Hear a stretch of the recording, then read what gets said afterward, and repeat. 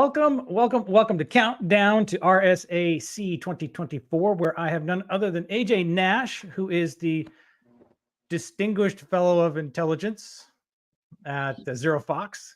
Happy to have him here.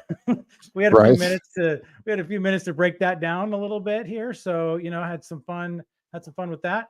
And yeah, so here we are, right? We are counting down to the big show, the Super Bowl of cybersecurity events that has no peer as far as I know. I mean, there's a couple wannabes out there, but this is the biggie, and this would be my fifth, I think. Have you been going to RSAC for a minute?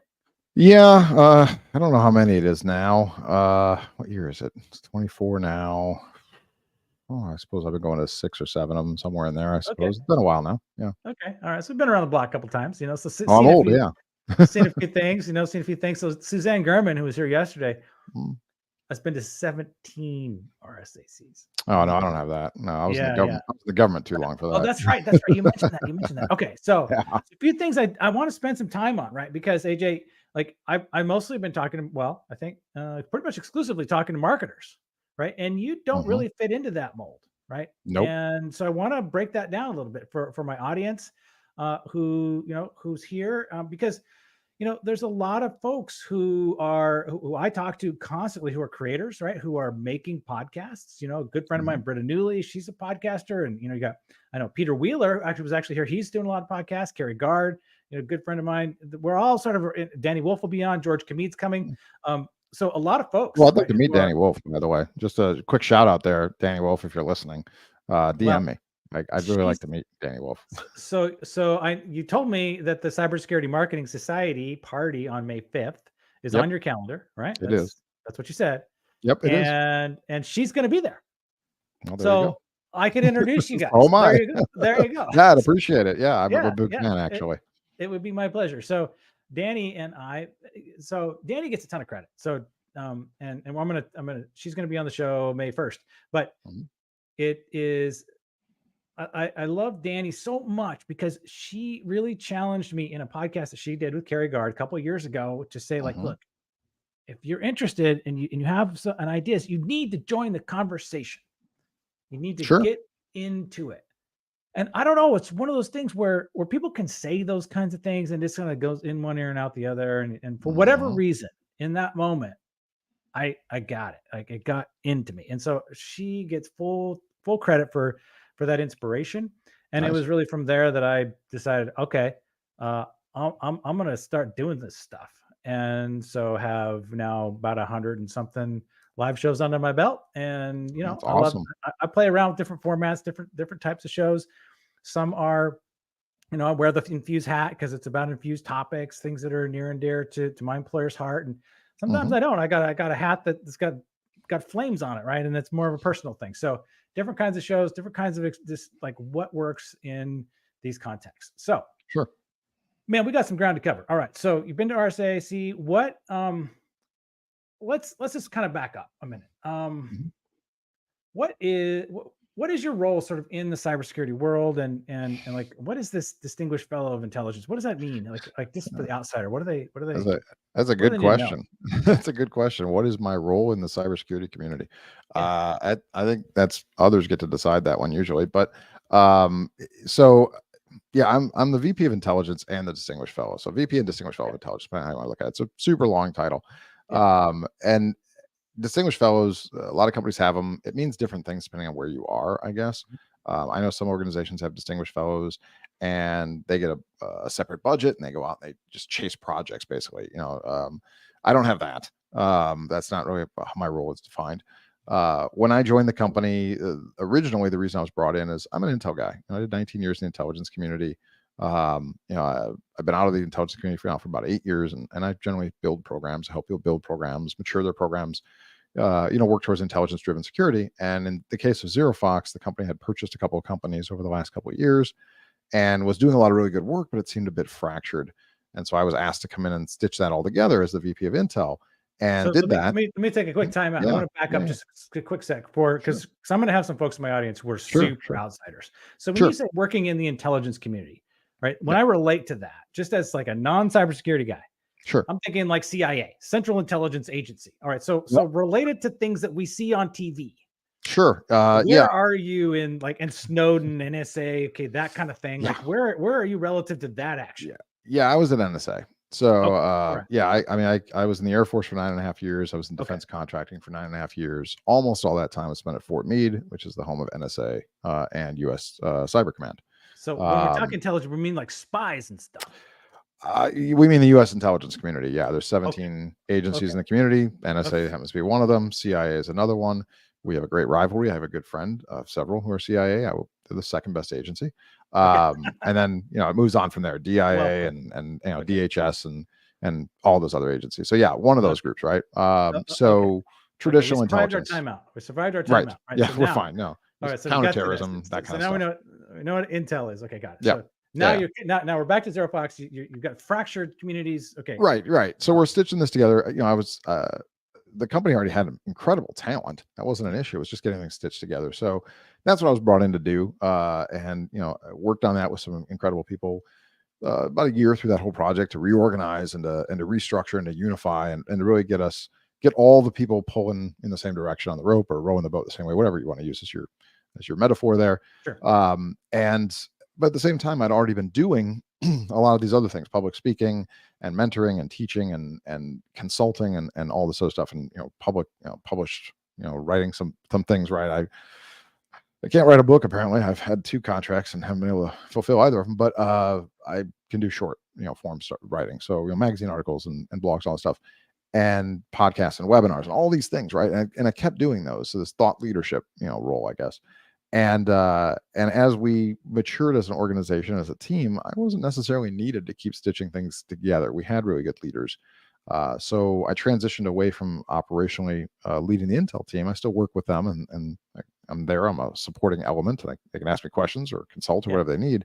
But I moved into other areas. So my role now, it is across the whole company. I advise on marketing, go-to-market strategies. I work with sales organizations. I do a lot of work with customers and prospects to help them, understand what intelligence is and how to become intelligence driven. Sometimes that involves helping customers get more value from what they've already purchased, or helping prospects become customers, perhaps. So a lot of it's consulting, some of it's free. And then I do a lot more of the PR piece and the public exposure and more writing and more publishing and, radio interviews and TV interviews and some of these other things, but not advocating just for the company. I think we have great products and services. I've been a customer, I've been a partner, and I work for the company, but really just overall Intel, as a whole. I wrote a published paper a few years ago, as a good example, called Rise of the CINO, which was, pushing forth this concept of a chief intelligence officer. Which continues to get some traction and go places, and I have discussions about it, and I think I'm going to be speaking in Europe on the topic this year. So things like that, and I do have a lot of latitude to go out and do research and come back and talk to leadership. I'm an advisor to the C-level, to have some of those conversations about maybe we should be going this direction, or here's some technologies to look at. So it's an interesting role. It can be really exciting. I like it a lot. I love who I work with and some of the opportunities. But there's some challenges. It doesn't come with the same kind of metrics as a lot of roles. When you lead a 50-person Intel team, the metrics are pretty easy. Not necessarily easy to meet, but they're easy to measure. We're going to deliver this much, and we're going to have this much. The timeliness is going to be here, and the customer satisfaction numbers are going to be here, et cetera. And you hit them or you don't. A lot of my work actually comes down to some softer perceptions of value. But also in this, I launched the podcast, the Unspoken Security podcast, which was really a great opportunity to work with a lot of folks and meet people, or in my case, so far, most of them are just friends of mine I've been bringing in that are smart people and give them a chance to talk about things sort of like what you're doing here today. It's an unedited, almost entirely unedited, candid conversations. Right now. Yeah, this one's entirely unedited. We don't do it live, but we're pretty close. And I push hard not to edit things. So my dog's been on a couple episodes, and I've had a guest's cat I know was on, but the idea is just to have these, authentic conversations. I tell people it's what happens after the conferences at the bars. Yeah. These are the conversations most people just don't hear. So I curse a fair amount. I think a few people do. And, and things like that just happen on the podcast. And the idea is that people should walk away. Hopefully it's entertaining. It's informative, it's educational. And it's authentic, right? We're not selling stuff. I don't get on there and spend an hour doing an infomercial for ZeroFox and all the great things the company does.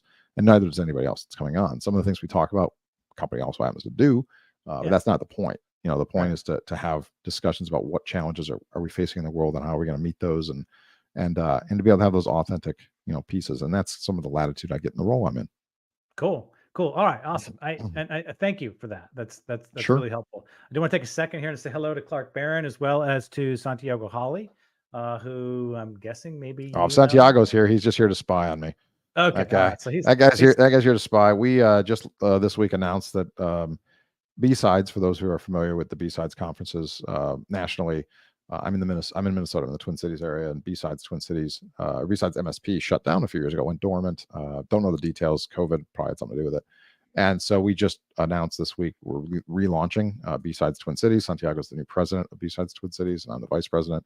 So he's just here to spy on me, probably. Okay. But we're running our first conference, one day on the 23rd of August. So we just had a meeting earlier today to plan for that.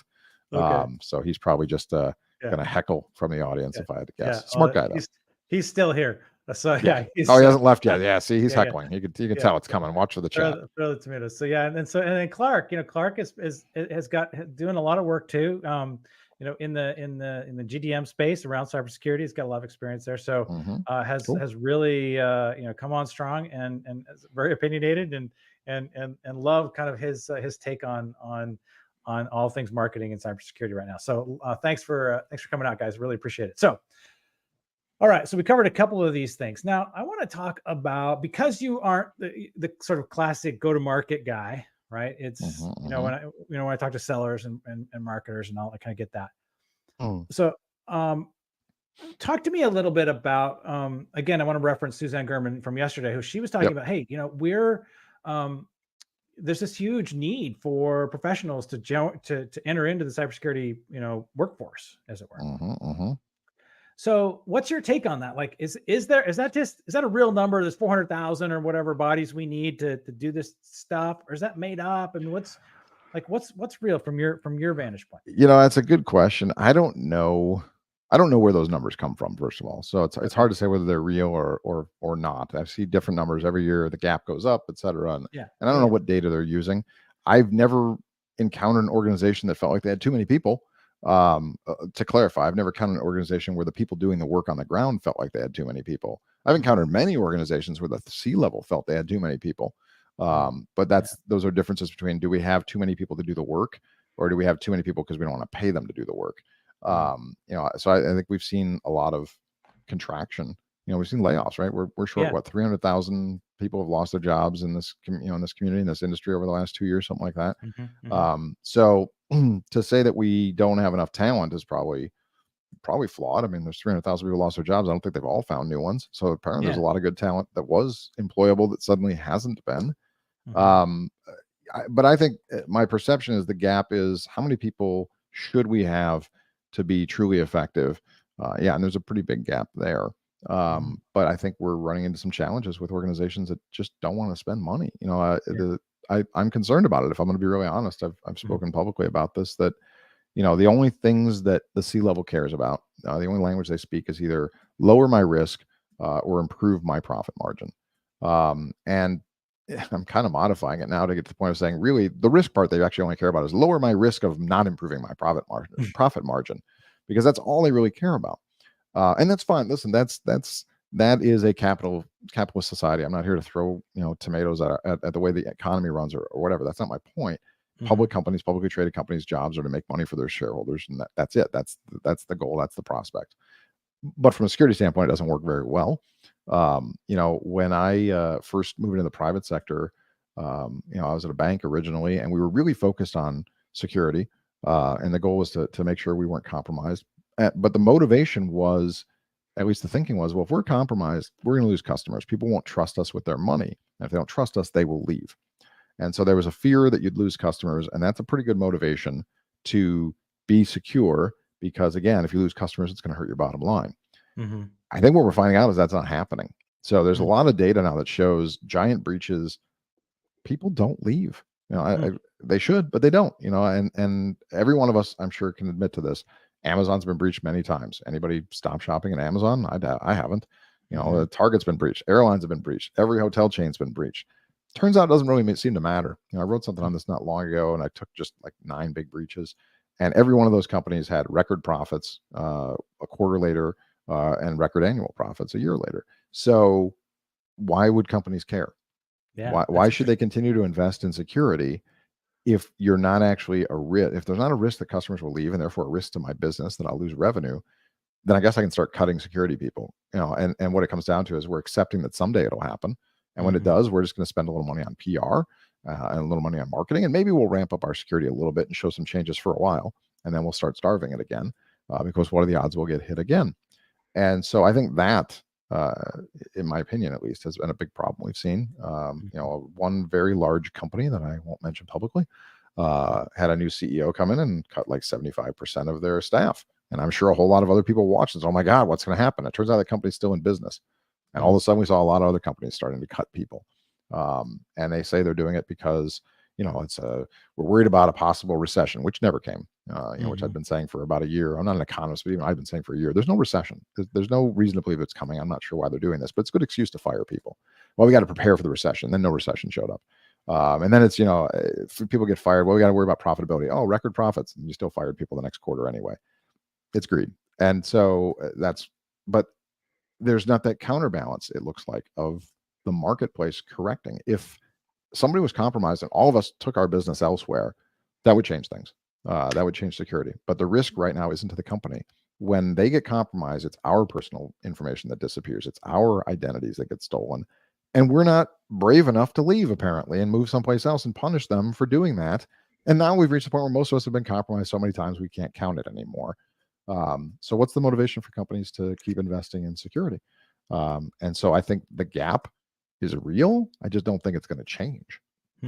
Okay, interesting. That's a heck of a take, man. It's you're on it. I guess the thing that comes to me is, so the cynical consumer, right? Cynical consumer saying, okay, so they got breached. I'm not seeing it. I'm where's the consequence, right? Like, am I getting robbed? And I enjoyed the episode that I listened to today about stories from the dark web. And it was like no empathy for people who were actually really getting scammed, because they were getting scammed doing stuff that was like, really? Okay, you shouldn't have been doing that. Sure. Right? So it's your fault. Whereas I'm buying stuff from Target with my Visa. Okay, that's compromised. It's a breach. My Visa card number goes out there. Yeah. Oh, okay. Then I dispute the charges. I make a couple calls. It goes away. Right. Yep. Get a new card. Done. Yep. So well, I'm not seeing that. I mean, and that's exactly what's happened. Companies have figured out, and this part I appreciate as a consumer. Companies have figured out where to invest in a lot of cases. If you're compromised, like, I'll give a couple examples at least. I've had more credit card compromises than I can count. It happens all the time. I won't name the bank because I'm not here to advertise for people, but I love my credit card. I'd be lying if I said otherwise. It's a great bank. And the reason is, the minute it's compromised, I can shut it off immediately. They issue me a new number immediately before I've got a new card. They start changing over all my automatic payments to the new card for me, and I have a new card in 24 hours. Now, I spend an absurd amount of money on a credit card, and that's probably part of the reason they do that for me. But they make it pretty painless. So why would I change credit card companies? Now, they weren't the ones compromised. There's also a piece of this. They're not the ones getting compromised. Somebody else is, some vendor is. But I just had this happen. It's been a while, but I just had it happen. It was a ticket company, one of the several ticket vendors out there. Actually, I don't remember which one. I wouldn't name them anyway. I got an alert saying a purchase I'd made had been canceled. I'd never made the purchase, which is a bit surprising. Didn't get an alert on the purchase, just the cancellation. Somebody bought one ticket to a concert in Chicago I won't be going to. And so I reached out. First, I canceled my credit card and did all the stuff with my bank, and they were great. And then I reached out to the ticketing company to get more information. I was trying to find out what happened, were they breached, et cetera. What I determined, what we determined together, was my credentials have been breached someplace else. I'm as guilty of reusing credentials as anybody. Despite telling people not to do it, I've done it. So they were in some older breach someplace, I'm sure, and they were whacked in with that. They accepted the original order, but because they went to a second factor authentication that didn't work because that person wasn't me, they rejected the order. And they also recognized the IP address that the tickets have been purchased from didn't align with where I was expected to be. So great security on their part. And I got a new credit card coming. Well, I'm not going to change anything as a result. I don't know where the original breach came from. It's someplace else in some combo list anyway. I'm not going to blame the ticketing company. They did a great job. I'm not going to blame the bank. They weren't responsible. Plus, they did a great job giving it back to me. And that's what companies have figured out is lower the friction for the customer when something happens, even if they're the ones breached. In this case, they weren't. But even if they had been, they lowered the friction. So as a customer, you go, well, it's good customer service. Bad things happen everywhere. They took care of me. Why would I go someplace else? And banks have figured that out. They shut off cards and send new ones out rapidly because cards are super cheap. And they don't want to lose your business. And yeah, they wipe out charges because credit card companies write off. I mean, it's in their budgets. They have write-offs for fraud on an annual basis that would, fund a small nation. I learned that in banking. I was stunned at just how much is considered acceptable annual fraud. It's just built into the budget. So they don't worry about it, because they don't want to lose the customer and the business. So you're right. People don't feel the pain. Well, they don't feel it originally, at least, but they will eventually. They're going to have bad things happen. Identities are stolen, or if you're doing password reuse and credential reuse, that's going to end up someplace else. Something else will be compromised. In my case, the biggest pain I had, it's a bad confession, I tell people not to do this. Most of my most vital accounts, I use independent passwords and emails, and I have 2-factor authentication. But I have a bunch of accounts that don't, and that happened to be one of them. And I realized I've gotten lazy over the years, and some of those accounts actually do tie back to a credit card because I purchased there, etc. I've got about 200 passwords I had to change. Huge pain in the ass. I'm sure it was. Yeah. None of those websites hold my account. So my credit card actually wasn't compromised in this case because they only show like the last 4 digits. They couldn't actually get my card off of the account. But I'm doing all this stuff. So I got 200 accounts I had to go swap out. It's a big pain in the ass. But it's my own fault. I tell people not to do the things I did. So guess who went and did independent passwords for all these as I was changing them? But that's my problem. Who am I going to blame for that? I'm not going to fire anybody for that either. So yeah, the pain isn't necessarily felt. And people have just sort of accepted this is how life is now. And so I think I'm concerned we're going to continue to see a diminishing spend on security because, again, companies' only job, lower my risk, improve my profit margin, or really just lower my risk of not improving my profit margin. As long as customers don't change their business habits and their practices, security companies have no reason really to care about security. I hope we'll reach a tipping point where it'll change, but if consumers don't move, we may go to a point where security just isn't an issue at all for a lot of companies, unfortunately. Interesting. I hope not, because I'm not ready to retire yet. so why should, so if this is the future of cybersecurity, right, then there are going to be 600 vendors at RSA in a week, hanging out, pitching their stuff. They're going nuts, including ZeroFox. Exactly. Right? 100%. And I'm in the business of trying to help you guys find more customers, right? So, basically that story is not promising. It's not. I will say this. The counterbalance to this, so I don't get fired, but it's also the truth. The counterbalance to this, first of all, there's a lot of regulated industries. They can't just decide to give up on security. They can want to, but they can't, right? And that's where a lot of the best targets are. The financial sector can't just walk away from security entirely. There's regulations. Healthcare can't either. They're huge. The defense industry can't. So it's not as though the business won't exist.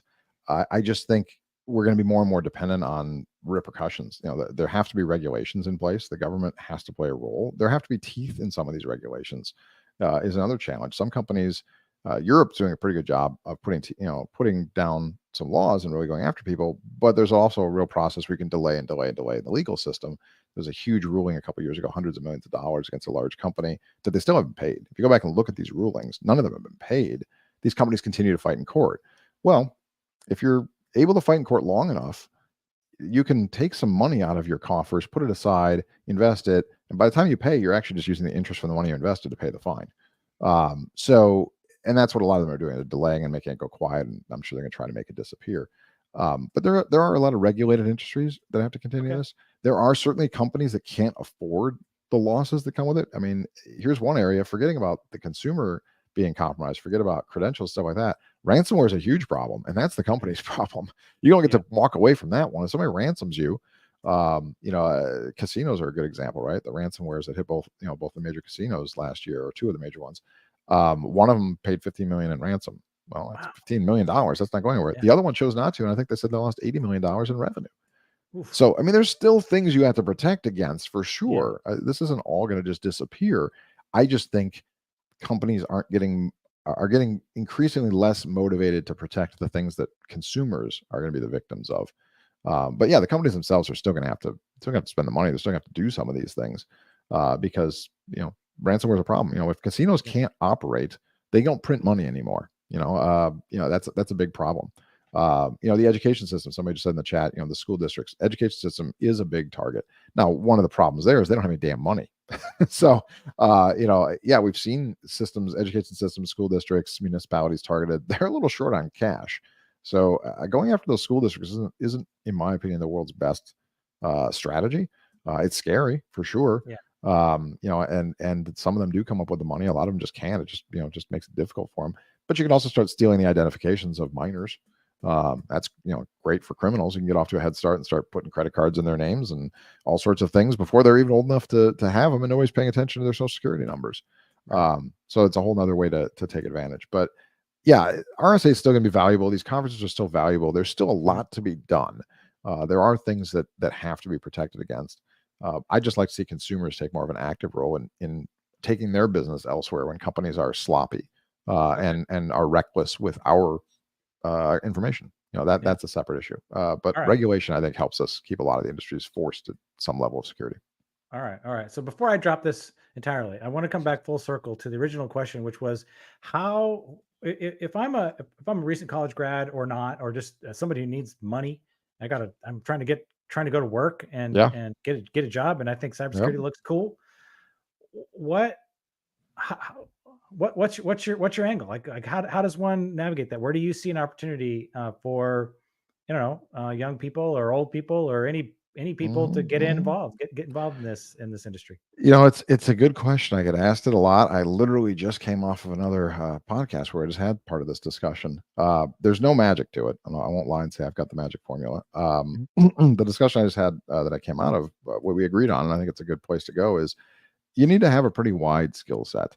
But I'm going to say something counterintuitive to that. You also need to know what you want to do, which might be somewhat narrow.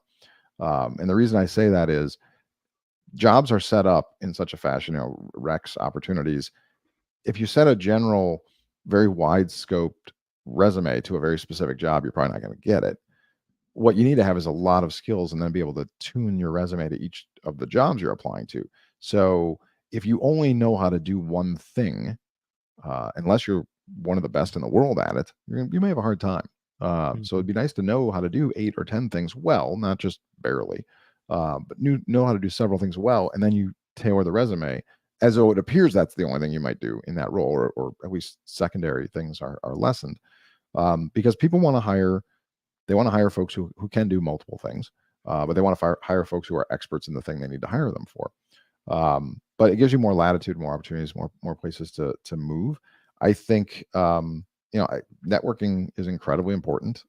That's unfortunate to say, to be honest. In some cases, the world shouldn't be a popularity contest. Talent should win out, and usually does, but it's not alone. It doesn't live in a vacuum. There's a growing trend, which I agree with, which is don't hire jerks. And I'll take a lot of B talent that gets along and people I enjoy spending time with because we spend a lot of time working together, versus A talent jerks.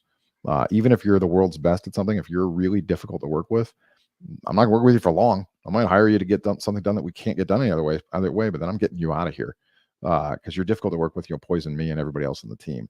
So I think it's important to be able to work with others. I think it's important to build rapport and build networks because people hire people. That's the truth.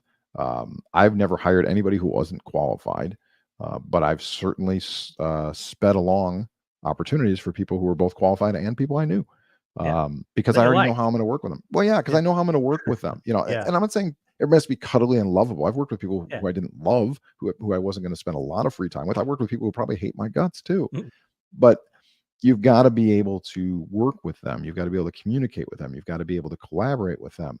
You got to have, people have to have thick enough skin. They don't get really sensitive to every little thing. And it's a hard world, right? And things move fast. So people have to be adaptable. And teaming is really important. So there's a lot that goes into that. I think, I think Lisa Ackerman just, put a chat in here. Lisa's brilliant. She's better at answering this question than I am every time. Okay. And she talked about tinkering at home, networking. Put it back up. Yeah, it's fantastic. Tinker at home, network, use your interest to find your space. Don't give up. It's all that's fantastic advice. Tinkering at home is a big one right there. A lot of people don't think about it. We look at degrees, we look at certifications, and those are all great things to have, and they matter. And some organizations will just not pay attention if you say I did something in my own home office or in my own home lab. But a lot of organizations will pay attention to that. That's somebody who's passionate about this. That's somebody who can show operational capabilities, somebody who can show creativity. Yeah. Maybe they don't have a certificate in it, but if you can show me you did a thing that's valuable and impactful, yeah, that's cool. If you can demonstrate your capabilities, you've got a passion for it. And as she said, don't give up, which is hard sometimes. There are people who I've just talked to somebody the other day. They've been unemployed for longer than I can imagine at this point. I'm not entirely sure why, and they've got thousands of resumes out. And they're struggling with it, and it's hard to say don't give up all the time, but that's true. You got to keep piling away at it. If you're not where you need to be right now, work on adding skills as you go. There's a lot of places you get free training. Thankfully, there's a lot of really incredibly good free stuff out there. And certifications even in some cases. I think Google and Microsoft have some that they do for nothing. Just keep adding to your skill set and keep building your relationships in the community, and be willing to find your way in the door in a way you might not have expected. Sometimes I've seen people who have opportunities that come to them and it's like, well, that's not what I do, and I don't really want to do that. And okay, and I'm fine with that. But if you've been unemployed a long time, at some point you might want to change your opinion on that subject. If that's a way to get in the door, you can get in, show your value, and pivot. You may have to do something you didn't like at first to get there, but it's hard. Lisa should be on instead of me. Have mentors. also fantastic advice. In that networking piece, find people who are where you want to be, and be bold. I've told people that don't be afraid to reach out. Maybe they'll blow you off, but I doubt it. The truth is, most people won't. People want to help other people. Most people do. But they can if they don't know you exist. I've had plenty of people reach out to me. I'm really responsive on LinkedIn, actually, and so often I get this, I can't believe it's you, and you responded. And I'm nobody, so I don't know why they do that. But I'm like, of course I responded. How can I help? And they're surprised by that, I guess. Most people want to help other people, but I can't just go around reaching out to everybody randomly and saying, hey, do you need my help with something? So if you find somebody who does something you want to do, or work someplace you want to work, or you think knows something you want to know, ping them and ask. Worst thing to do is they'll say no. But a lot of people will help you. Right. Just don't say anything at all. Yeah, and that's fine. But a lot of people will help. I have a pretty large network, mostly because I don't say no to a lot of things. People reach out, I respond. People want to talk. It might be something I don't know anything about. I'm like, yeah, let's chat. Maybe I'll learn something new about it. Much of my career just came from the fact that I don't like closing doors on opportunities. I've told people I'll make time for any interesting, meaningful conversations. And I think people like that. I think people appreciate people that are genuine and honest and authentic, even if it's meaningless now in terms of a business sense. You never know what'll come up. I've talked to folks. Wait, Trevor, you said it. Like, the reason we're doing this today, 18 months ago, I think we had like one conversation, and that was it. DM. And like we talked one other time, one DM after that, and now here we are, right? Because I don't close doors on DMs, and we didn't have anything to do back then, but we sure did now. Yeah, it's the same thing with everything. I've had that manifest in job opportunities. I've had that manifest in me helping other people find new opportunities. So what does matter. You should be qualified, but who actually matters a lot too, and how they perceive you and how they think of you. Your reputation. I tell people I build my reputation every single day, and you can tear it all apart. If I got on social media with some horrible sexist, racist, terrible, ugly rant, which is not me, thankfully. No. You could burn down an entire career in a day, which is also part of the reason I talk a lot about protecting your brand and your social media, et cetera. It's, you get into digital risk protection, which is what we do as a company, of course, but it really is valuable. It's very hard to go back and say, I didn't do it. I was hacked. Doesn't matter, man. That horse is out of the barn and around the world, and it's in writing, and it's, you add some generative AI to it. It could be, fake video and audio now. You can burn down somebody's entire life over something like that, which is why you got to build your brand every day and build your credibility and be who you are. If it happened to me today, I'd like to think enough people know me would go, he's never been that way in the 20-something years I've known him. Might want to listen when he says he thinks it's fake or he's been hacked. But if I had no credibility, if I had no credibility and no reputation, if I'm brand new and I've never talked to anybody, I sit in a corner all day long and do my thing for 20 years, that thing goes public, forget it. Nobody's going to bother to believe you. You're done. You're fraud. Well, you bring up a couple of points, a couple of hooks for me to grab. And that's this idea of having a lot of different skills, right? And I did want to ask, I put it out there in my promotion post this morning about the podcast, right? And we're talking about skills, right? So you and I are both employed to communicate, right? Functionally, that's our jobs. And so we're trying to get a message across. And so here we are, a couple of guys, right? And we're like, oh, along comes this sort of a format, right? I like to go LinkedIn Live. You've invested heavily in the podcasting format. Okay, cool. But we're building a skill, right? And we're building like, and it's the ability to go live and oh, like, look, Clark just left us another comment. Okay, cool.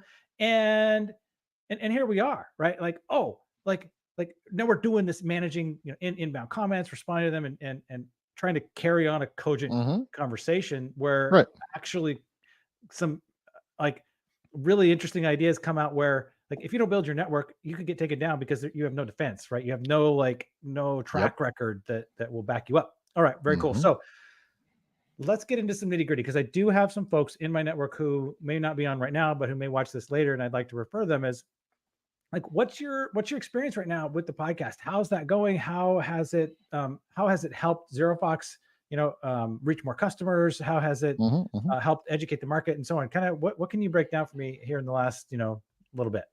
Yeah, it's a good question. So the podcast is really an interesting adventure, right? So I wanted to launch a podcast. I had a couple of friends of mine. We'd talked about doing this. Actually, we talked at RSA about doing it.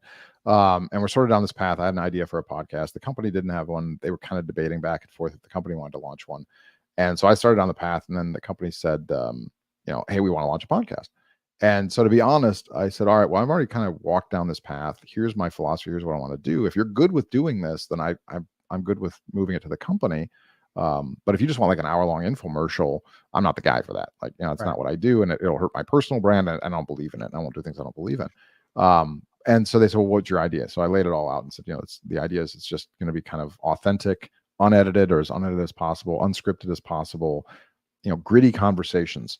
As I've told people, Unspoken Security, it's the conversations that happen at these conferences after hours in the bar when nobody's paying attention, nobody's listening usually. I said, I want it to be informative. I want to be educational. I want to be entertaining as well. And hopefully people come away with some useful information. And that's what we want to go for. We don't want to be plugging ourselves all the time, et cetera. Listen, it's sponsored, and some of the things we talk about are certainly related. I built guardrails on the show. There's really wide guardrails, but they talk about security. We talk about cybersecurity and physical security, and some of the things we do as a company. We also talk about culture, and we talk about team building and some of the other bits there. Right? It's a pretty wide array of topics. And the good news is my brand fits really well with the company brand. Just happens to work that way. The company, is also big believers in authenticity and being kind of raw and aggressive. You see the wall behind me. I said, my feel here is, raw wood and steel. That's kind of what I'm going for. And we were good with that. So they agreed. I had to do a whole project plan still, and I had to pitch this, and I had to talk about budget and all these other things, and also to break the news to my friends that I was stealing the show and leaving. Not entirely. We're good friends, and it was an idea I'd started with. They were fine with it. So went through that process, and it takes longer than I thought it would to get that all pitched and approved, and then you got to go, do all the pre-production work and the graphics and the music and whatever. And we had a lot of music options. I actually paid. I bought the rights to the song we used because it was the song I wanted. Period. So I said we're just going to do it. And now we're trying to figure out the questions you've asked, like how does this actually impact our brand? How is this affecting customers, et cetera? So we got off to a decent start. Our metrics, we didn't really know what we were going to measure, and we're still trying to figure it out. But ultimately, we were starting to get an idea of where that is, where our listenership is. And we've gone through, the waves. I'm just looking at stats yesterday. We had the spike everybody has, and then you kind of get that dip, and then you start figuring out where we are. And we're actually back up to where we started now already, which is good. And we'll grow from there. But in terms of what it does for our customers or for prospects or the brand, a lot of it's brand awareness, certainly, showing who we are and what we are, not just what we do, but also culturally who we are and what we believe in. I'm allowed to speak my mind. I bring on brilliant people who get to speak their minds. Lisa Ackerman, who's been, providing some great comments here. She's also been a guest on the show. Okay. And so, we get a chance, and the idea is to connect as much as anything. Who are these people as people? And what do they believe in? And some of it's very business oriented, all the same. Lisa's was about building intelligence programs. Lisa's an expert. She's a deputy CISO for a massive pharmaceutical company, but she's out of the intel space. She's the only person I know who's that far up the CISO track who came out of a pure intel space. A really interesting story. And she's got a lot of great experience, and she taught a lot, in that episode. And those are the kind of things I wanted to pass along to folks. So it's good for the credibility. We do some now. I'm actually working, from a marketing standpoint, I do work with the marketing organization, obviously. And so we're having discussions about how to set this up to better align with some of our marketing in terms of timing, but not running down the sales track. So for instance, One of the offerings we have as a company, we've got attack service management, which is a really cool offering. I go into a lot of details. I won't, because nobody wants to hear me self. Up here, you can go to RSA and see us demo it and all that kind of stuff. But anyway, we have that. Well, we also happen to have, the guy who leads one of the distinguished fellow of research, is Jeff Foley, who is the godfather. He's the founder of OWASP. Amass, the Amass program with OWASP, right? So he's been doing attack surface and this external stuff since way before ZeroFox was. He's one of the OGs, one of the original experts on this. Well, lo and behold, no surprise, I'm going to have him on as a guest on the podcast. Now, we're not going to sit and talk about ZeroFox and sell stuff, but it does align to the marketing strategy and to the marketing timing a bit. So we're doing some of that.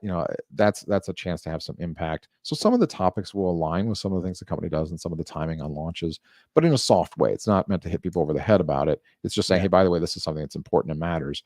But it's only things we still believe in. We talked a lot about Intel. I've been pushing a lot lately. This discussion about combining digital risk protection and attack surface management and intelligence all together, probably all under intelligence at an elevated level.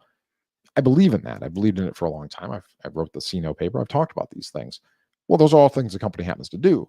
So it's also convenient in that it does work with what the company's marketing is, and that we are a unified platform and we do these things. But I'm not shilling, right? I believed in these things before I joined the company. The company's moved in that direction. That's fantastic. But I don't have a time on the podcast and I go, and for more information, you should reach out to ZeroFox and read this white paper and we'll have a demo with you. Listen, we've got a whole website for that. You can go do the research. And I believe in those things, but I don't have to shill it as part of the episode. I don't have advertising on the show. Nobody wants to listen to an infomercial for an hour. They want to hear, smart, interesting people talk to dummies like me, I guess. So that's the point there. But I'm working to align it more with some of the marketing timing, is what I would say. But I've never been dictated to. The company doesn't tell me who can be on the show or who can't. They don't tell me what topics to discuss. I'm not edited. I'm not put in that position. And there's no intent. But they also know if ever goes that direction, I just stop doing it. Because that's not the goal. And I don't think it's what anybody wants. So again, it's a win for everybody. The marketing team doesn't want an hour-long infomercial or 45-minute infomercial. They also know it just wouldn't work. So it's not a win all the way around. There's other opportunities to connect with, customers. We have some customers, I'm sure, will be guests on the show.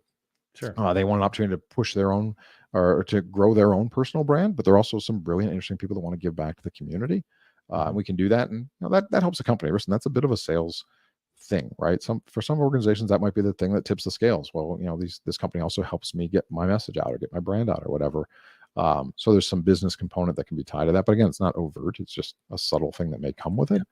But primarily, it's really just about the connection, with folks and giving back to the community and being a part of it, of those discussions and pushing some new ideas out there so people know the kind of company we are. And then the services and the products and stuff you need, you can go talk to us, because there's a lot of vendors out there and a lot of them are pretty good. But who do you want to work with? Just like the hiring discussion we had. You're going to work with these people, right? Are they going to be good the day after you close the deal? Or are they just jerks who pretend to be nice for a while and then they close the deal and suddenly you get some junior, folks from overseas that do all your work for you and you never talk to anybody, that you talked to before, right? So you can see what kind of company we are. I can't fake that stuff for long periods of time. It kind of shows the internal culture of the company. And so it's been an interesting ride. We got a lot of work to do. I had high expectations that were far beyond reality for how podcasts grow. Those are slow growing audiences, but we're getting there, and we're having a lot of fun doing it. I've been lucky enough to have great guests, brilliant people who like spending time with me for reasons I don't know. And so I have a long list. I've got about 2 years wait list right now. So we've got some good guests lined up. Yeah. I'm old. I have a big network. So we've got a lot of great talent. I'm still trying to get other folks, and I shuffle the order a bit here and there, but it's a lot of fun, man. I like doing it. So I hope people keep subscribing so we can keep doing it. I'm preaching to the choir on that, right? I decided, like, whatever it was, April 15th, which was approximately 11 days ago, that we need to do a countdown for RSA, because I'm not seeing that. And I want to get excited about this event. It's a big deal. Absolutely. I'm going. Like I said, I moved a lot, invested a lot of energy into arranging the sponsorship for this Cybersecurity Marketing Society party. And I'm proud of that. And I'm really excited and want to get out there and try to, make a thing about it. And frankly, having these kind of conversations, this kind of a, give and take and really taking in a lot of information that I did not have before has made me has really opened my eyes to a lot of things that in from different POV than I was even remotely prepared for. So I want to say thank you for that. We are at time. One of the things that I like to do is to just say, bam, 2:45. We're good to let everybody go, so there's no FOMO. They don't have to stick around for hours. All right. So with that, I'm going to say, look, we're going to see you on May 5th. I'm going to introduce you to Danny Wolf. I'm going to, and awesome. Anybody else that I might know that you don't, and maybe you can reciprocate a little bit and introduce me to some folks. I would love that. So I'm going to look forward to eating Wagyu beef, because Gianna Whitver said that they're having Wagyu beef there, and I like that stuff. So nice. You know, and some high quality cocktails in the city. Just totally stoked about that. So with that, AJ, you got anything you want to just one parting shot for the rest of the guests who are still hanging out with us? Clark Barron, and Santiago, and Lisa. I mean, I would say just, thanks guys, thanks for listening in, and thanks for being a part of all the stuff we're doing out here. Great comments that came in. Thanks Clark for the compliment about building your own personal brand and why that matters. And looking forward to seeing as many people as possible at RSA. The time's never enough. You get out there and you have all great plans, and by the end of the week, you just realize all the people you didn't get a chance to see and talk to. But I'm excited to get out there and hopefully help some more people do some more good things. And I'm definitely gonna eat some Wagyu beef. You can count on that. Man. We're gonna be there. So yeah, man, it's gonna be good. I'm looking forward to it. We're getting into the big season now. Awesome. All right. Well, we'll see you in about a week. I'm going to do my little count up timer, and that'll be that. Okay. Bye, everybody. Have a great day. Very good. Thanks, guys. Cheers.